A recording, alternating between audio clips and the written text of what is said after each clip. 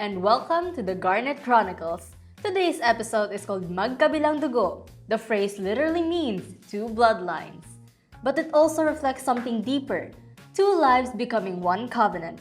Marriage has always symbolized unity, sacrifice, responsibility, and shared life. Yet today, many people still ask difficult questions. Is marriage still sacred? Is it still permanent? And what happens when relationships begin to fall apart? To start, imagine an old married couple sitting quietly on a bench. Their faces show age, but their eyes still carry the same youth from their first date. You begin to wonder what brought them there. The laughter, the arguments, the sacrifices, and the years of choosing each other again and again. Moments like this reminds us that love is not simply about easy days. It's about commitment through the difficult ones. So, here's the question that begins with our conversation today. What makes marriage worth protecting? In this episode, we will explore marriage as a covenant, connect Christian and Islamic perspectives, examine the Philippine divorce debate, and reflect on the challenges facing marriage today. I am joined by an incredible panel who will help unpack these questions together. Raj is our co-host today and will guide us through the legal and social context of marriage. Mesa will bring an Islamic and cultural perspective, especially relevant here in Mindanao. Bettina and Cheska will mostly reflect on the theological meaning of marriage. Charles will discuss the social and economic effects of marriage breakdown. And Sarah will talk about human dignity and protecting families. With that, we'll begin with a simple question. What exactly is marriage?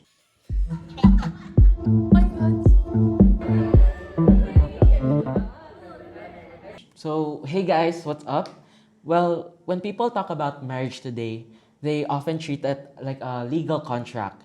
For some, they would treat marriage as something unnecessary mismo. I actually read an article from Cosmopolitan that said, and I quote, "It's less taboo to live with a partner these days, so there isn't the same urgency to make things official just to be able to live together." But historically and religiously, marriage has always been understood as something deeper. In Catholic teaching, marriage is defined as a covenant, where it is a partnership of the whole of life ordered toward the good of spouses and the procreation and education of offspring. A definition taught to us by our theology teacher. Hi, sir. So, this definition highlights two important ideas. First, marriage is a lifelong partnership. Second, it is not purely private, since it contributes to the common good of society. Now, if we even go back further to the scriptures or the prefigurations in the Old Testament, the idea appears back in Genesis, more specifically in Genesis chapter 2, verse 18 and 24. It says here, "A man leaves his mother and clings to his wife, and two of them become one body." For me, the phrase one body is powerful. It's spiritual, physical, social, and even communal. Well, matrimony is also found in Genesis chapter 1, verse 1 to 24. It says here, "God created man in his image. Male and female he created them, and blessed them, saying, 'Be fertile and multiply. Fill the earth and subdue it.'" It means that marriage is a sacred event shaped by God's love. It has a missionary purpose to bring his love to the next generation. Exactly, and in many ways, marriage is actually a vocation, not simply a life milestone. In our earlier lesson on vocations in Christ, we learned that two sacraments are called sacraments of commitment, both matrimony and holy orders.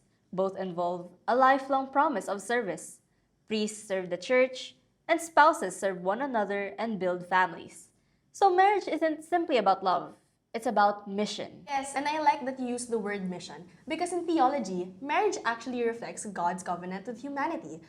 Think about how God describes his relationship with Israel in the Old Testament.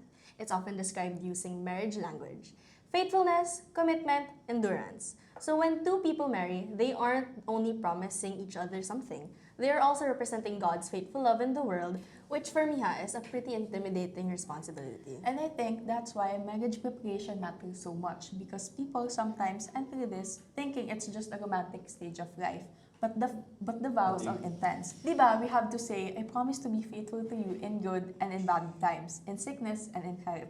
So these vows cover literally every possible situation in life.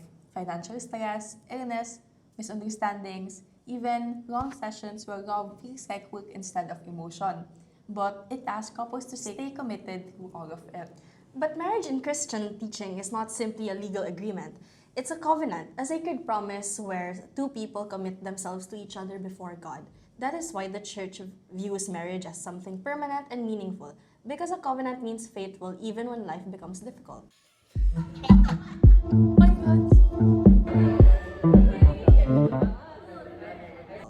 You guys might remember this from our first quarter project. Earlier this year, during the first quarter, we created an infographic about the Old Testament covenants. At that time, we were studying the stories and symbols behind them. But now that we're discussing marriage as a covenant, those lessons suddenly feel much more connected to real life. So while the infographic appears on the screen, let's revisit some parts of it together. Okay, so here we have our infographic. So if you focus on this first part, this is the section explaining what a covenant is.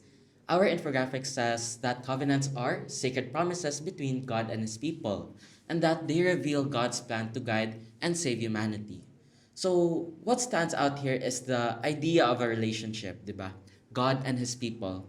So a covenant is not just a rule. It's this commitment between two sides. And that's exactly why the church describes marriage as a covenant instead of simply just being a contract. Because contracts focus more on obligations, pero covenants focus on relationships and faithfulness. If we move to the Adamic covenant section, may something interesting. The infographic explains that Adam and Eve were created to live closely with God, but their disobedience introduced sin into the world. Kahit with that failure, God did not abandon them. Instead, He continued His relationship with humanity. If you notice here in the infographic, it mentions something very important. The covenant form connected to Adam is marriage. That detail is actually very powerful. It shows that from the beginning of the scripture, the relationship between man and woman was already reflected. So that means marriage becomes one of the earliest ways humans express commitment, trust, and shared responsibility. Now, if we look at the Noahic covenant section, yan ako, we see another pattern. The world had become corrupt, but God preserved Noah and his family and promised never to destroy the earth with flood again. The rainbow became the sign of that covenant. But what's important here is the covenant form written in the infographic. It says household. That reminds us that faith and responsibility often starts within families. And marriage forms the foundation of that household structure. So when we talk about protecting marriage, we are also talking about protecting the stability of families and communities. Now, if we shift our attention to the Abrahamic covenant, the focus changes slightly lang. God promises Abraham descendants and a great nation, but Abraham sometimes struggled to trust God completely. This shows how covenants slowly expand from individuals to families to larger communities. And marriage continues to play a role in that expansion because it connects generations. Through marriage, families grow, communities grow, and cultures continue. Next, let's see the Mosaic Covenant. This moment happens when God frees the Israelites from slavery in Egypt and gives them the Ten Commandments. The infographic highlights that the covenant sign includes the law and the Sabbath. This part reminds us that covenants are not only about promises, they also involve responsibility. The commandments guided people on how to live faithfully in a relationship with God and with each other. So parang, that idea connects to marriage as well.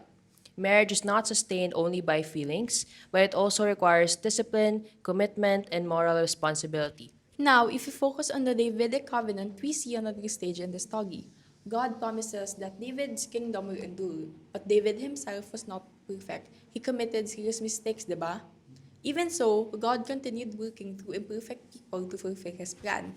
And the covenant sign mentioned here in the infographics is the throne and temple representing a kingdom. This shows that covenants shape entire societies. They influence leadership, justice, and the direction of a nation. Looking back at this infographic now feels much more different compared to when we first created it. At that time, we were mainly studying the biblical stories. Now that we're connecting those ideas to something much more personal and practical, marriage, diba? Time really moves fast. What started as a classroom project about covenants is now helping us understand how faith traditions view relationships, commitment, and family life. And the covenants always show something consistent throughout. Relationships can struggle, people can fail, but the idea of faithful commitment continues to remain central. That same idea is what makes marriage meaningful both in religious teaching and in real life.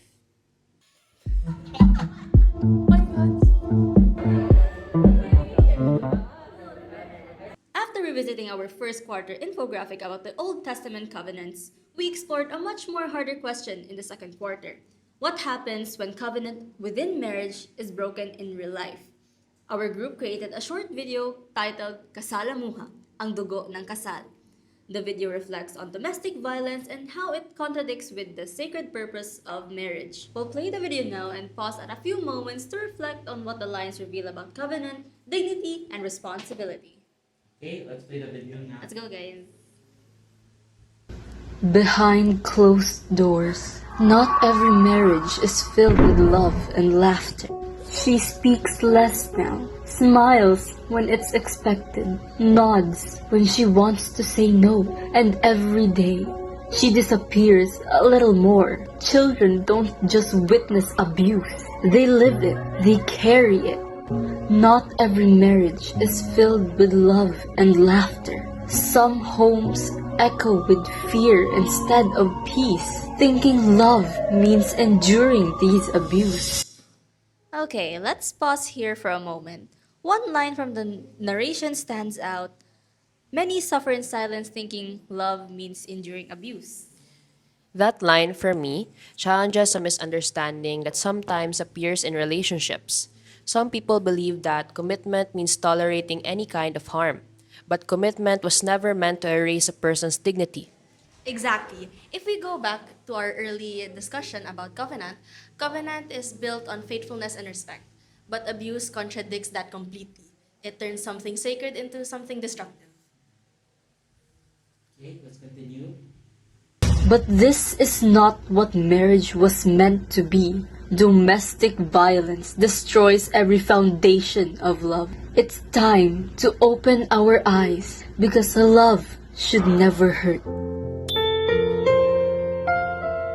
In the Old Testament, God created man and women to be partners, not oppressors and victims. In Genesis chapter 2, verse 24, it says, "That is why a man leaves his father and mother and is united to his wife, and they become one flesh." Let's pause again here. So this references Genesis chapter 2 verse 24. It says, "A man and a woman become one flesh." That phrase often gets interrupted emotionally, but it actually carries a deeper meaning. It describes unity, protection, and shared life. Yes, I agree. And when violence enters a marriage, that unity breaks down. Instead of protection, one person becomes a source of harm. That is why the video emphasizes that abuse is not only social problem, it is also a violation of a covenant. Okay, let's show the video. Violence destroys the unity. It breaks what God has made sacred. God's message has always been clear. Marriage is a covenant of love, respect, and faithfulness, never a place for pain and abuse. In the beginning, God created marriage as a sacred union, a bond of love, respect, and mutual support. But somewhere along the way, the original design was distorted. Domestic violence shatters this sacred image. It's a betrayal of trust, a violation of the promise made before God. The Old Testament emphasizes the importance of honor and respect within the family. There is hope for redemption. Recognizing the wrong, seeking forgiveness, and turning away from violence is the first step. Micah chapter 6 verse 8 asks, "And what does the Lord require of you? To act justly and to love mercy and to walk humbly with your God." It's a call to return to the original design, to rebuild broken bonds with love and respect.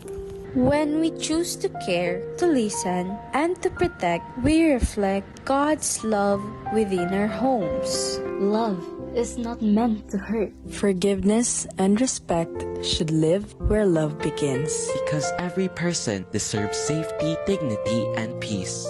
Marriage is a sacrament. Okay, this line is probably the strongest statement in the entire video. Abuse is not love. It is a sin, a rejection of God's covenant. That sentence reframes the issue clearly. Sometimes people try to hide abuse behind religion or tradition, but no religious teaching supports violence within marriage. If anything, faith traditions expect the opposite. Marriage should be a place of trust, safety, and mutual care. When those disappear, the covenant itself is being violated. Watching this video again feels different now compared to when we first created it. At that time, we were focused mainly on the awareness. Now after revisiting covenant theology and biblical teaching, the message becomes much clearer to us. Marriage is sacred, but sacred relationships require responsibility. The video reminds us that protecting the sanctity of marriage also means protecting the people inside it. A marriage that destroys dignity cannot reflect the love that it was meant to represent. And what's interesting is that this idea isn't only emphasized in Christianity. Many religious traditions teach that marriage should be built on respect, protection, and mutual care.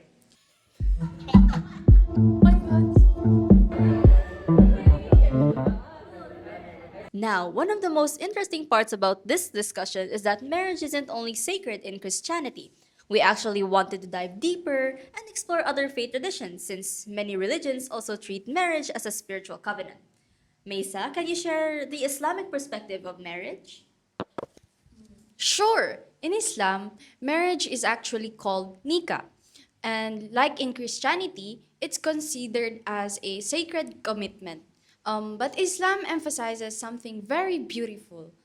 The Quran describes spouses as garments for one another. Think about what a garment does. It protects, it covers vulnerability, it gives dignity. That metaphor tells us that spouses should protect each other emotionally and socially. Marriage in Islam also aims for three things: sakina, or peace and tranquility, mawada, or love, and rahma, or mercy. So marriage is not only romance, it is supposed to become a place of peace. I actually love that imagery because when people talk about marriage problems, they often focus only on conflict. But the goal of marriage is supposed to be the opposite: peace and stability. And this is why marriage is important for society. Families are the first environment where people learn trust, empathy, and responsibility. If the family structures weaken, communities also weaken. From a social perspective, that's very true. Stable marriages often correlate with stronger family networks, better support for children, economic stability, and long-term emotional security. That doesn't mean every marriage succeeds, but when marriage culture weakens, society definitely feels the effects, which is why laws often try to protect marriage as an institution.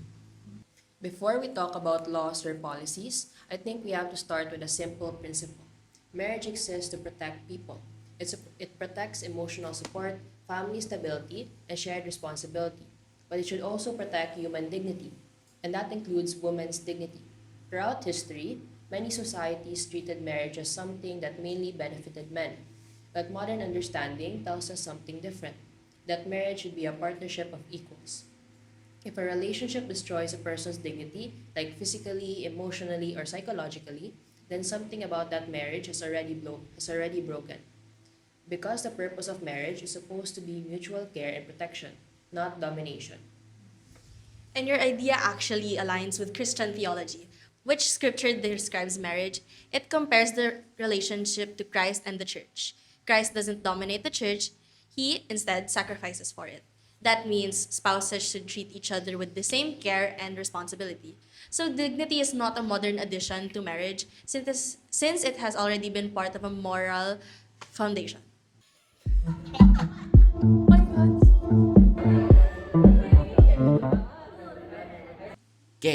Now, this brings us to the Philippine situation. Since we know that the Philippines remains one of the two countries, one being Vatican City, where divorce is largely unavailable. Instead, people who want to dissolve a marriage must go through annulment, declaration of nullity, or legal separation. And these processes are often long and expensive. However, there is an exception. Muslim marriages in the Philippines may access divorce under Presidential Decree 1083, which governs Muslim personal laws. This creates an interesting situation where different communities have different legal frameworks for marriage dissolution. But we want to emphasize something. Our focus today isn't arguing for or against divorce. Instead, we're asking, what challenges are weakening marriages today? Because even if divorce were illegal everywhere, marriages could still collapse emotionally. Exactly. Some of the most common challenges today includes financial pressure, unrealistic expectations about love, lack of communication, social media comparisons, declining patience for long-term commitment, and honestly, sometimes people enter this without understanding its responsibilities. Which is why the church calls marriage a sacrament of grace, since the sacrament gives couples spiritual strength to live their vows. Because sometimes human effort alone isn't enough.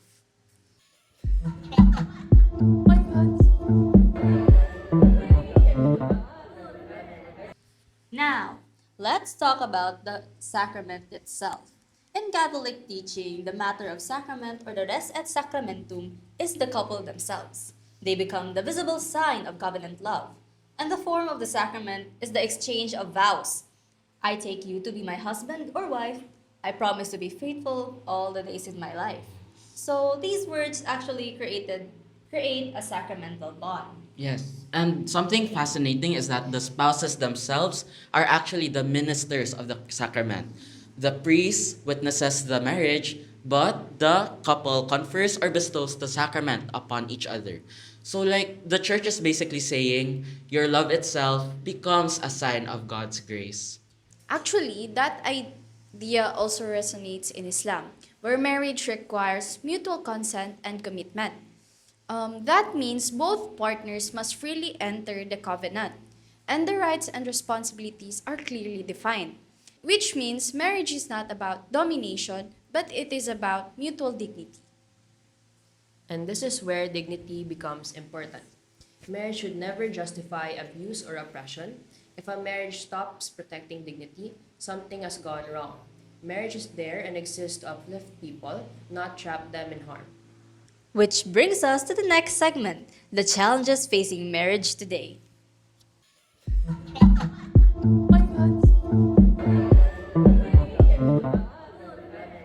Let's talk honestly about modern challenges.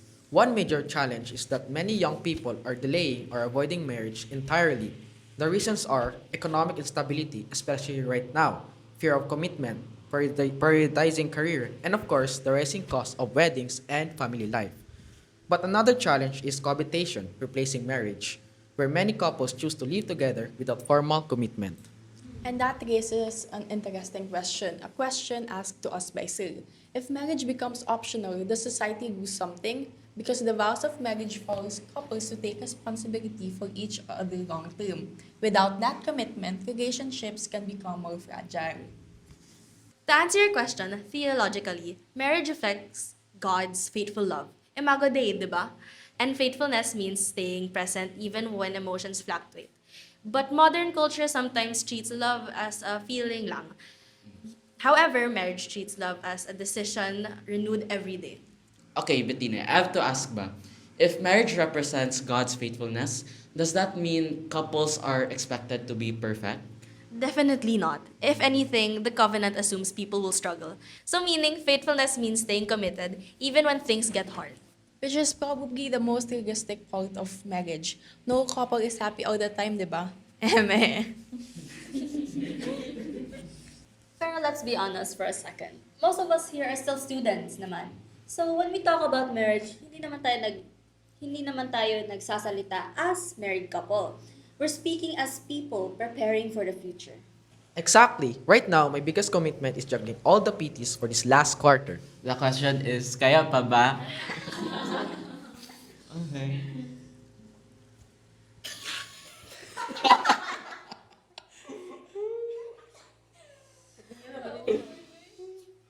Which brings us back to our theme, Magkabilang Dugo. Two lives, two families, two histories becoming one story, where that unity requires sacrifice, but it also creates something powerful, a shared future.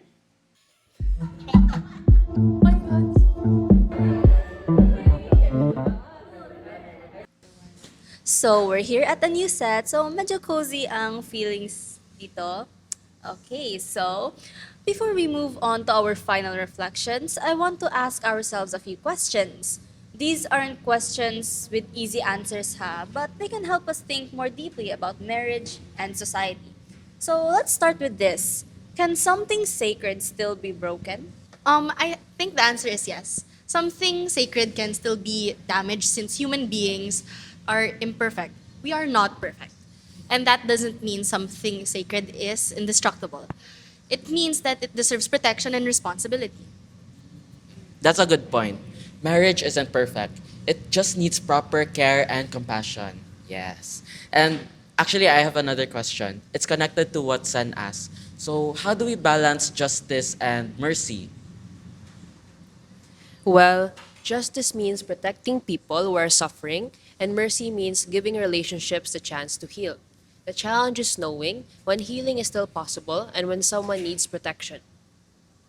Actually, many religious traditions turn to mediation before separation. So, meron talagang dialogue. Family involvement, meron din community guidance. Those steps aim to restore peace before considering separation. That's right, but that leads us to another difficult question. Should the law reflect compassion differently? Since divorce is mostly unavailable, this raises debate on how laws should protect both the sanctity of marriage and people experiencing harm within it. Maybe the better way to frame it is this. How can the law protect marriage and protect individuals? Because if the law protects marriage but ignores suffering, it fails people. But if it treats marriage casually, it weakens family. So the law has to hold both realities together. So, meaning, how do we avoid normalizing divorce while avoiding silent suffering? I think the answer begins with education. If people understand marriage better before entering it, maybe fewer marriages will collapse. And communities should support couples, not just celebrate weddings. Marriage needs guidance long after the ceremony ends.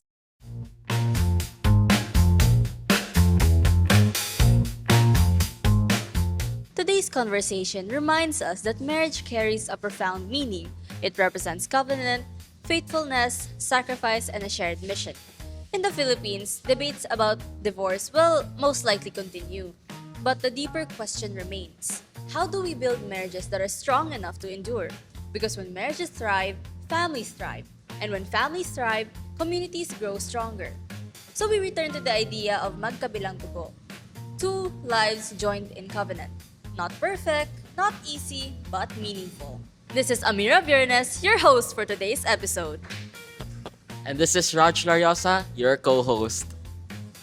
This is Bettina Buenaventura. This is Chaska Heron. Charles Kiban. This is Mesa Wahab. And Sarah Salzberger. And this is Magkabilang Dugo. Thank you for listening to the Garnet Chronicles. Guys! Sorry guys. Okay. Good guys!